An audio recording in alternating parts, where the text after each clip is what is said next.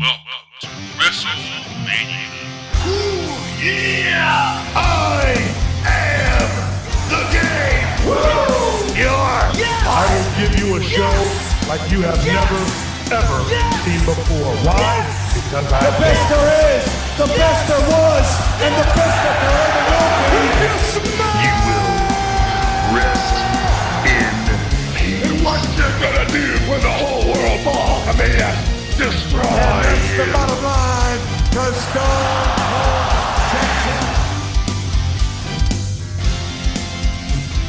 Welcome to your boy Alyx Man's WrestleMania review series. We are on number 14. We are 14 WrestleManias in, and WrestleMania 14 is known as the greatest pay-per-view attraction of all time because the main event involves the Heartbreak Kid Shawn Michaels defending his WWF World Heavyweight Championship against Stone Cold Steve Austin. And the enforcer is Iron Mike Tyson. These three have to be the biggest stars in sports at this time, if I'm not mistaken. So yeah, this was the main event to watch. This show was good. This was a damn good show from top to bottom. There wasn't a bad match on this card. 1998 was the year to be a wrestling fan. As for me, this is my first WrestleMania that I ever saw. I saw WrestleMania 14 when I was 7 years old. And this was the wrestling show that made me a fan. I remember most of it. You know, it's kind of cool going back and seeing that stuff.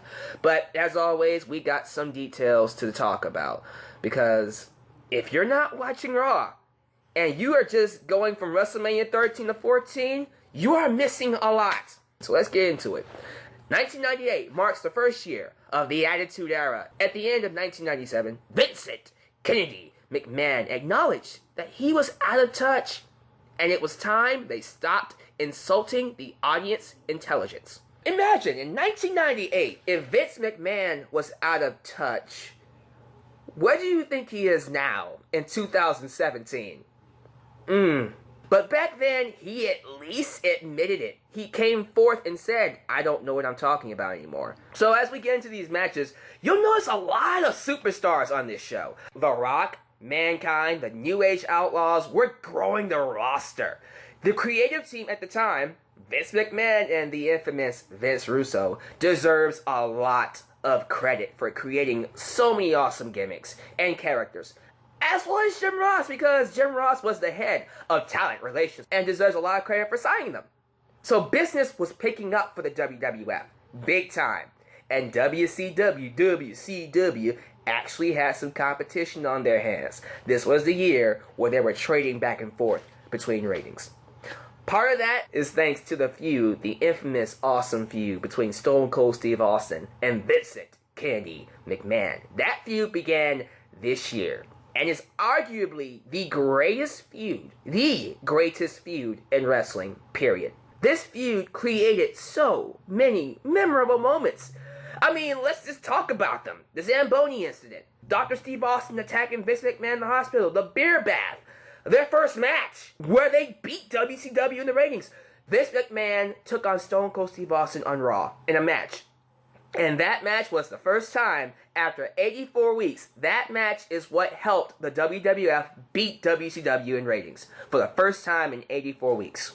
Now, it doesn't stay that way because WCW does get them back eventually. But that was the first time they ended their drought. Big deal. My favorite moment between Austin and Vince McMahon was the night Austin made Vince piss his pants. McMahon 316 says, I just pissed my pants. What a great feud, man.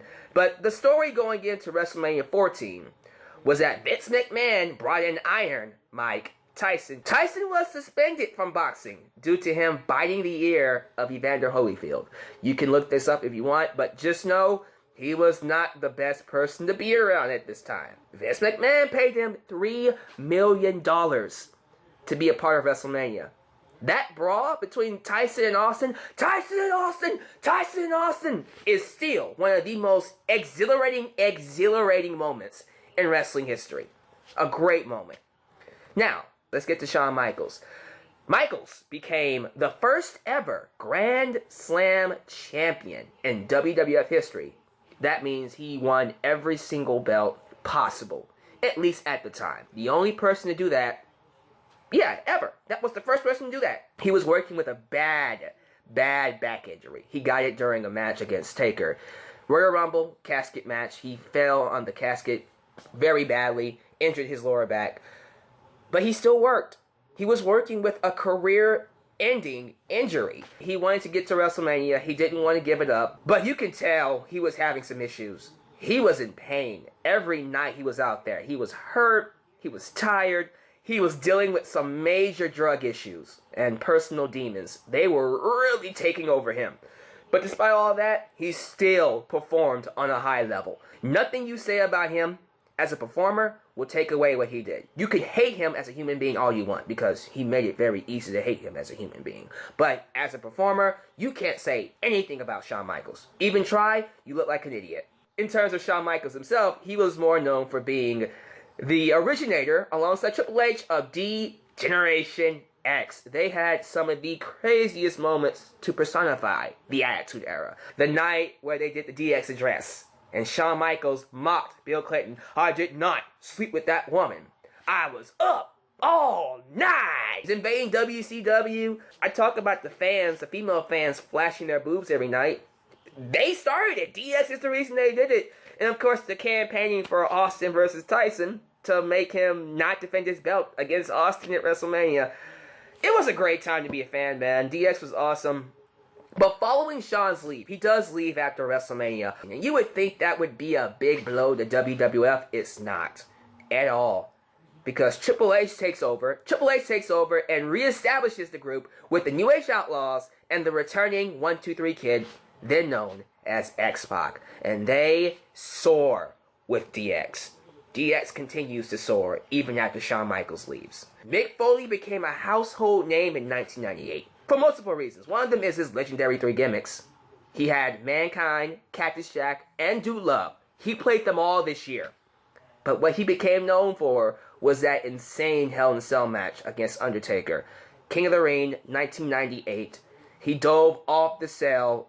He got chokeslammed through the cell. He lost his teeth, a gap between his teeth, but also a hole in the bottom of his lip.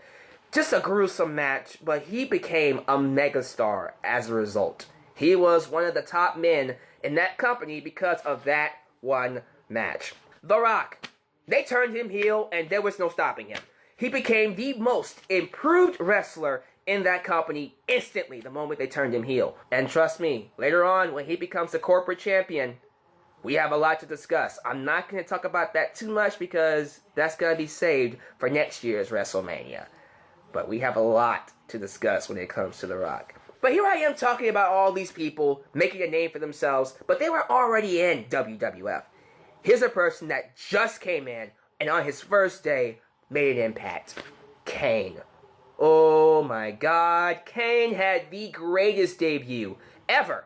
I dare say ever. You can say WWF, whatever, I don't care. I believe the greatest debut for any wrestler, Kane, 1997, Hell in a Cell, Shawn Michaels, Undertaker. Ripped the steel cage open, Tombstone Taker, helped Shawn Michaels win.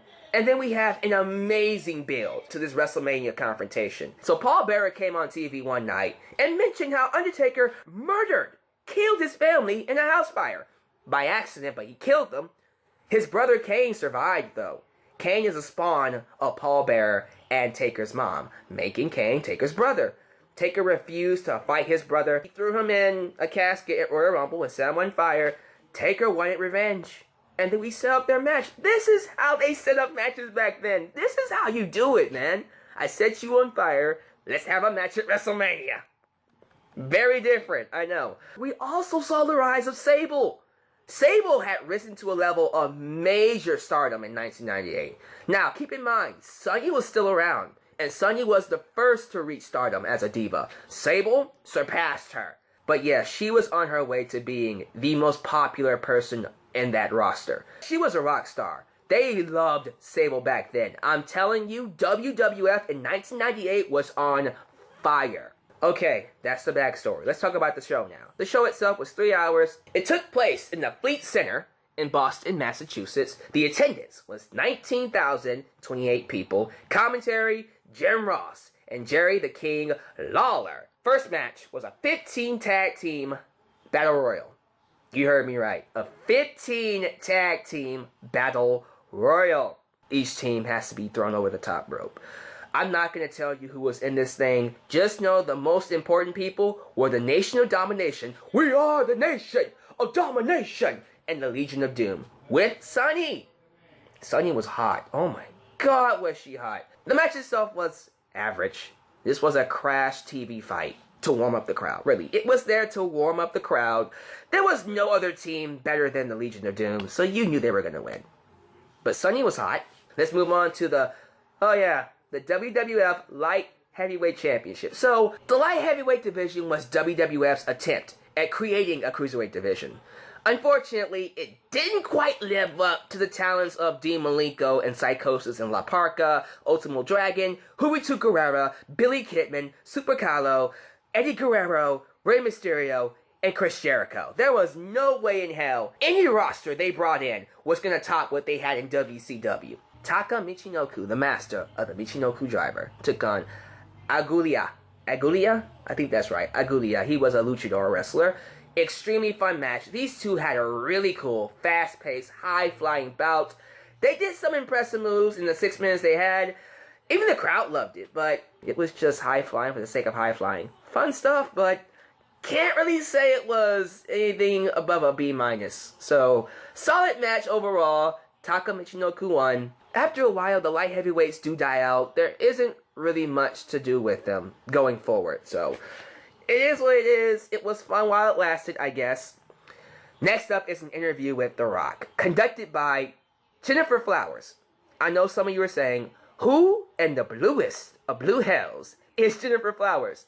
Well, I'll tell you a few things. She's an American actress. She's a model. But most importantly, she's one of the many women who had sex with Bill Clinton. I'm not joking you. So we got a glimpse of The Rock's personality finally coming into his own, calling everything he did a tribute to the people. The people's eyebrow, the people's elbow. He was doing that. It was great. He even got over some catchphrases, lay it the smack it down on your candy ass, and even, yes, but again, it's in its infancy. It's not as catchy or great as it will eventually become. He had come a long way from that boring, absolutely boring Rocky Maivia persona. Believe it or not, he gets even better next year. D-Generation X had their own band on this show. They had their band play them to the ring. Why? Because they're the goddamn DX. That's why. We had the WWF European Championship. Owen Hart took on Triple H, the champion. The stipulation was China had to be handcuffed to Commissioner Slaughter. Yeah, Commissioner Slaughter. You know what? This was a good match. It was a really good mid-card match by two of the best.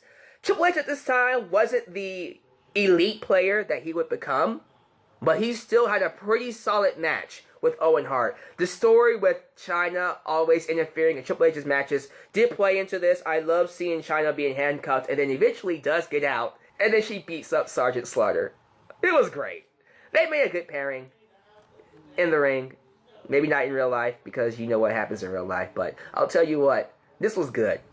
You know what else was good? This mixed tag match. Mark Merrow and Sable took on Goldust and Luna Vachon. Good match, man. I believe this is Sable's first match. Yeah, I think it is. I was impressed. This match is a great indication on how popular Sable was. Everything she did got a pop. From kicks to punches to tackles to the cat fight between her and Luna. And I thought Luna and Goldust were good heels. Effective heels, man. Got them over. Loved seeing Sable use her powerbomb and even the TKO, which is Mark Merrow's finisher. Well booked match. I loved it. Mark Merrow and Sable win. Now, Goldust does leave WWF for a short time after this. He goes to WCW and does a gimmick called 7. Doesn't last long. Doesn't last long at all. But he does eventually return to WWE later on. Next up is the WWF Intercontinental Championship, where the stipulation is, if The Rock gets DQ'd, he loses the belt. We got The Rock taking on Ken Shamrock. This match was short, but it was still really good. Ken Shamrock was a badass. It was really cool seeing him in there just wrecking shit. He was all over the place. But he eventually makes The Rock tap out to the ankle lock. But unfortunately for him, he kept on attacking The Rock. He kept on attacking everybody. He attacked the officials. He attacked the Nation of Domination. He went crazy. He was known for losing his cool and going crazy at any moment. That's why they called him the world's most dangerous man. But as a result of him going crazy, officials came out and reversed the decision. So Rock kept his belt and he wins by DQ. Let me tell y'all something. I don't like DQ finishes, but if you're gonna do one, this is how you do it. I love this. I thought it played up Shamrock's character very well. It got it over in a big way. A great angle, and let's be real, this isn't much of a match. It's more of an angle, but a great angle to put him over. This is how you do it. This is how you make stars. WWF was making stars back then, man. But yeah, next up is the WWF Tag Team Championship Tornado Tag Dumpster Match. Ooh, okay, let's talk about this dumpster match real quick. 2 months before this match, the New Age Outlaws, you know who they are, Road Dogg Jesse James and Badass Billy Gunn, they had a dumpster match, another dumpster match with Mick Foley and Terry Funk. Now they win that match. They throw Terry Funk and Mick Foley in the dumpster. But afterwards, they shove the dumpster off the stage and they wreck Foley and Funk. They are in critical condition. They're shaking. They're having like these seizure flinches because they got thrown off the stage. But here's the cool thing. WWF breaks kayfabe and plays it up as if it was never supposed to happen. Yeah, they actually play it up like it was not a part of the show, a part of the script even. Vince McMahon went out there and he sold it like, guys, what the hell was that? You went overboard. You were not supposed to do it. It was like kayfabe of kayfabe. I'm telling you, it was great. I thought it was awesome, but that led into this tag team match. This one, man, how many good matches is it so far? We're rolling with these good matches. There were some wild bumps in this match. Mick Foley especially was killing himself. We see Terry Funk and Mick Foley lift up the New Age Outlaws on a forklift and dump them in a dumpster backstage and then trap them in that dumpster with the forklift. Now they win the match, but they don't win the tag team championships because they don't put them in the right dumpster. I guess. They do have another match down the road, another dumpster match, and that one is just as good. Okay, here we go. WrestleMania Streak match number 7. At least when it comes to his WrestleMania streak, absolutely, it's one of the best. I mean, you have a story with him and Kane being brothers, wanting to kill each other. You don't get any better than that. But other than that, Kane used to be such a badass. What happened to Kane? I miss this Kane, man. I miss him so badly. Anyways, for their first match together, it was well done. No, it wasn't a technical classic, but why would you expect that with these two? It was a really good character match. You know the Hogan matches that we used to like? This is the kind of match it is. It's a character match. These two men sitting up from their choke slams and their tombstones. The best spot of the match was seeing Taker fly over the top rope, but then crash into the Spanish table, the Spanish announce table. It was awesome. That's one of those moments I remember when I was 7 years old. I remember seeing that. Definitely one of the best WrestleMania matches that Taker has had. It was good stuff. Now Taker does beat Kane, but it took him 3 tombstones. 3 tombstones to beat Kane. Listen, nobody, and I mean nobody, kicked out of a tombstone. It took Taker 3 tombstones to beat Kane. It made him look like a monster.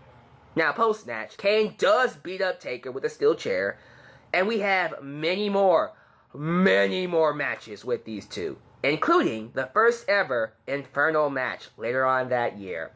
Check it out. It's worth the watch. I should say that 1998 is a great year for The Undertaker. It might be one of his best years. He had some amazing matches, not just with Kane, but with Stone Cold Steve Austin at SummerSlam and that Buried Alive match. Check out that Buried Alive match with Austin. It is worth the watch. An amazing match, trust me. Alright, main event time. WWF World Heavyweight Championship. The ring enforcer, Iron Mike Tyson. The opponents, Stone Cold Steve Austin and the Heartbreak Kid, Shawn Michaels. Amazing. 2 of my favorite wrestlers of all time, if you can't tell. I'll say this. It is a shame that they couldn't have the classic they wanted. Because, let's be real, if these two were in their prime, if these two did not have career-ending injuries, Shawn Michaels with his back injury and Stone Cold Steve Austin with his neck injury, imagine the quality of matches they could have had. If I'm not mistaken, this is only their second match. They only had 2 matches together. So it is a shame that we couldn't get the most out of Austin and Shawn Michaels. With that said, this was still an amazing match. Shawn, even though he was hurt, and you can tell, he was in a lot of pain. You can see it on his face. He was struggling to get through this match. But he did it. They still had a great match with a lot of intensity, a lot of crowd heat, and a strong story to it. The ending was great. You had Austin countering the Sweet Chin music into the Stone Cold Stunner, and then afterwards, Shawn Michaels gets in the face of Iron Mike Tyson, and he knocks him out. Great stuff. Austin goes on to have an amazing run with that championship. The Austin era has begun. He takes the load off of Shawn Michaels. He becomes the man to watch. For the next few years, every single show the WWF does will sell out. They will have amazing crowds, ruckus crowds, crazy crowds. Every crowd they have will love their show. You will see wrestling at its peak, at its height. And I'm going to tell you something. WrestleMania 15, 16, and 17 are going to be very interesting to talk about. But that's my thoughts on WrestleMania 14. Give me your thoughts about this show. How do you feel about WrestleMania 14 overall? I'll catch you at WrestleMania 15. Peace.